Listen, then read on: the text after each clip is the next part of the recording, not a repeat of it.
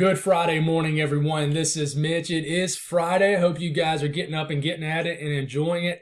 I know that I've had a great week. I hope you guys have also, as we round off the work week and make it into our weekend. I got you an update on what's going to happen weather-wise specifically for today across the lower 48. First off, I want to say thank y'all for tuning in on my morning forecast. You know, it's an experiment that I've tried this week while the weather has been slow, and really it's been pretty much successful with each video getting over 1,000 views.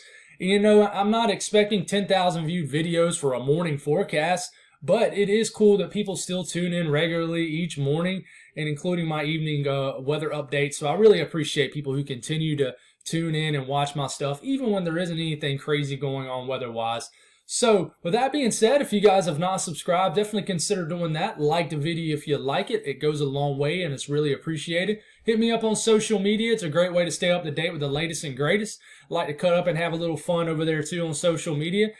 So it's just a great way to, socialize with what I do with my profile and everything like that. So if anybody got anything that I can pray about, please put it in the comments below. It gives me an opportunity to pray over it. It gives others an opportunity to do so too. If it's unspoken, put that. We're all looking out for one another and glorifying God doing it. So let's get going here. So what's going on with the country? Well, it's pretty quiet across the eastern U.S. For once, you don't really have any. I mean, you got some fog going on in the interior northeast, but really there's not much going on. This ridge has begun to shift a little more east. So you have that tall ridge really building over the middle of the country now.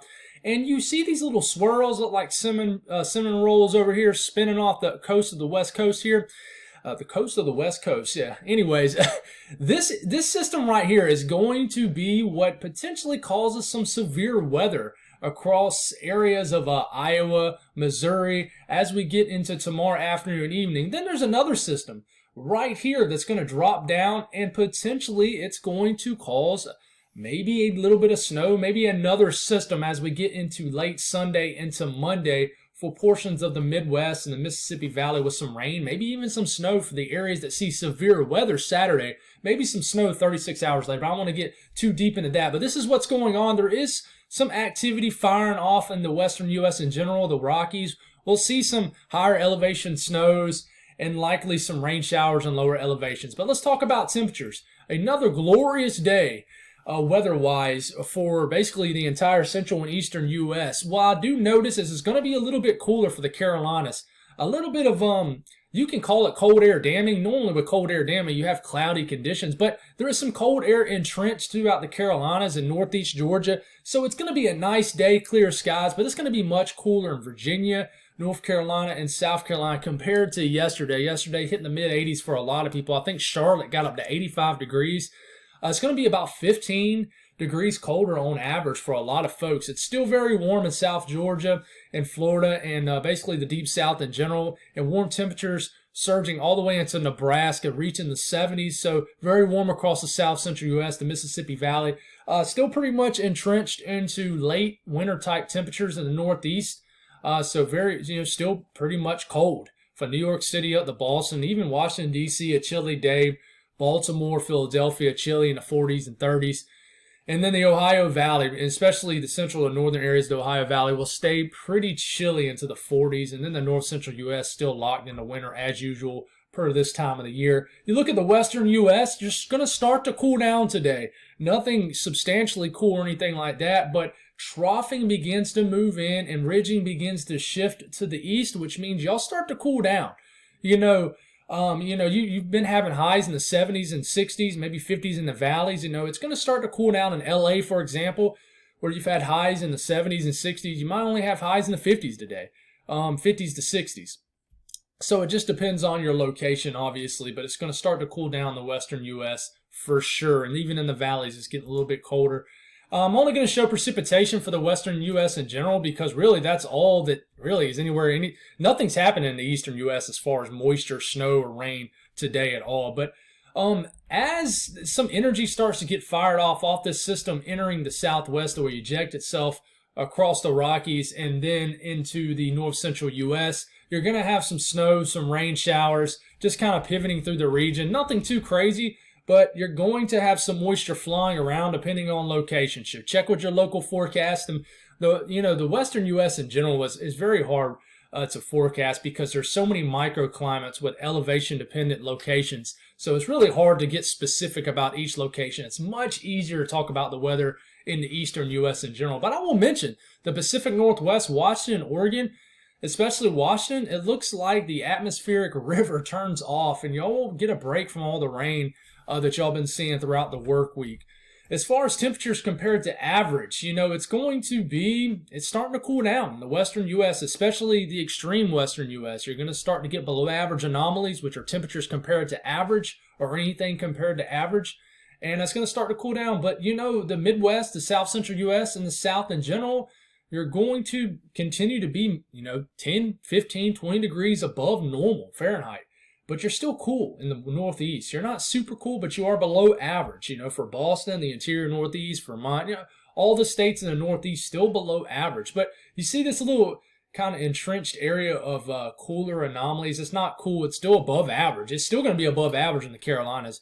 But you notice not as well above average as you've been seeing, like you're seeing over here to the west in Alabama, Tennessee, Mississippi, Arkansas, for example. So it's going to be a little bit of a cooler day, more of a crisp spring day rather than a warm late spring day in the Carolinas. But you're warming up a little bit. You're still warmer than average in the Ohio Valley, but still, chilly. But you're not getting that extremely tight gradient anymore up here as the ridge tries to temporarily build into the upper Midwest. So let's briefly mention the severe weather threat, and then we'll get more detailed about it tonight. But there is a slight risk for Iowa, including very small areas of each state around it. And really, there's going to be a small-scale tornado threat, a 5% risk of a tornado, 25 miles in any given location. This does include Omaha, Nebraska, Des Moines, Iowa. So anybody in this area, the thing that is kind of unfortunate about these storms is they're going to be moving very quickly. So, someone could get caught by surprise here. So there is going to be a damaging wind threat also, and even a hail threat. But we'll have to watch how this materializes. It's going to be a quick-moving system.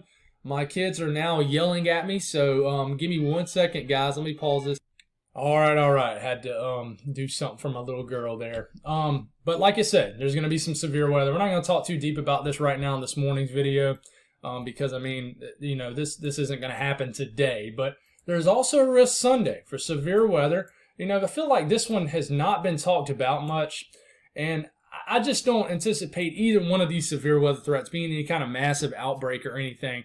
There was some worry several days ago that, we could get rounds and rounds of maybe some bad weather. But as of now, things have kind of tempered down. There's just not a lot of ingredients that are going to come mashed together at the same area that's really going to be any kind of significant severe weather event. But we'll have to see how this goes. And what I'm starting to notice, and I'll mention very briefly, is that in the long range, potentially, the severe weather chances might get turned off. And the reason being is because the Arctic air mass. You're not going to get any kind of severe weather when you have the Arctic air mass. You watched my video last night. I was talking about the fact that there was going to be Arctic air, and there is going to be Arctic air that moves into the central U.S. The eastern U.S. is still a bit of a question mark as far as how cold it's going to get. But the central U.S., this area right in here, it's pretty much automatic that we're going to get some cold air. So yes, you can get severe weather when air masses are changing. Therefore, when you have a big-time cold front, maybe a shortwave trough or a low pressure rides the boundary, you can get severe weather. But, it just depends. And it's hard to know that because that's well into next week. But there is severe weather coming this weekend. I don't think there's going to be any kind of massive outbreak. We will talk about this a little bit more this evening. So thank y'all for tuning in. Y'all have a great day. Enjoy it. I know I am, and keep the positive mindset going. Love all you guys, and have a blessed day.